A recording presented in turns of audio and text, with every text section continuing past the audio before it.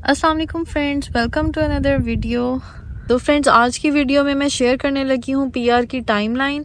तो अगर आप जानना चाहते हैं तो फौरन चैनल को सब्सक्राइब करें और वीडियो को लाइक करें। फ्रेंड्स, आप में से अक्सर लोग पूछ रहे थे कि पीआर की टाइमलाइन को शॉर्ट करके बताएं, तो ये आज की वीडियो इसी के बारे में है।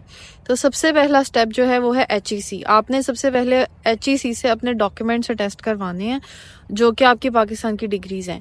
उसके बाद दूसरा स्टेप है कि आपने HEC से जो अटेस्टेड डॉक्यूमेंट्स हैं वो आपने भेजने हैं कनाडा ECA के लिए, यानी एजुकेशनल क्रेडेंशियल असेसमेंट के लिए। उसमें आप बाय पोस्ट उसको भेज सकते हैं। तीसरा स्टेप ये है कि आपने आइल्स करना है। आइल्स में आपका स्कोर होना चाहिए 8777, 8 in listening and 7 in all the other modules. और उसके बाद आप लोगों ने डाल देनी है एक्सप्रेस एंट्री में अपनी प्रोफाइल। और प्रोफाइल डालने से पहले आपको जमा कराने हैं बैंक में अपने प्रूफ ऑफ फंड्स। प्रोफाइल डालने के बाद कुछ अरसे में, कुछ महीनों में भी आपका ITA आ जाए। ITA आने के बाद जो नेक्स्ट स्टेप होगा वो ये होगा कि आपने विद इन 60 डेज अपनी PR की एप्लीकेशन डालनी है। और उसके लिए आपको क्या क्या चाहिए? उसके लिए आपको अपनी सारी हिस्ट्री, सारी बैंक डिटेल्स, अपनी सैलरी स्लिप्स, अपने proof of funds, police character certificate Pakistan में हम उसको कहते हैं, वो आपको चाहिए।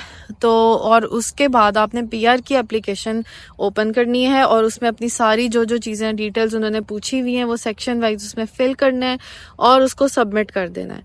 और उसके बाद आपने इंतज़ार करना है। उसके बाद जो नेक्स्ट स्टेप है वो ये है कि वो आपको खुद ईमेल सेंड करेंगे और आपसे कहेंगे कि अब आप अपने मेडिकल्स करवा लें। तो आपने उसी वक्त वो ईमेल सेंड करनी है और मेडिकल्स वालों को वो ईमेल भेजनी है और अपनी मेडिकल की अपॉइंटमेंट फिक्स करनी है।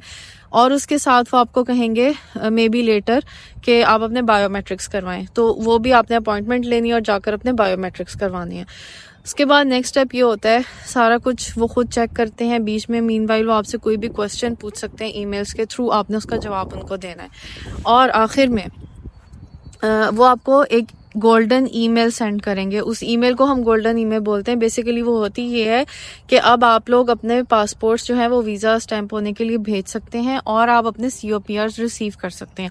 तो उस टाइम पे, उस स्टेप में आपने क्या करना है, आपने VFS के ऑफिस जाना है और वहाँ अपने पासपोर्ट्स जमा करवा देने हैं। और थोड़े दिन के बाद जब वो पासपोर्ट स्टैंप होकर आएगा वो आपको खुद बुलाएंगे और आपने जाना है और अपने पासपोर्ट्स भी लेने हैं जिसपे वीज़ा स्टैंप हो चुका होगा। और साथ ही आपने अपने COPRs रिसीव करने हैं जो कि आपका लैंडिंग पेपर है।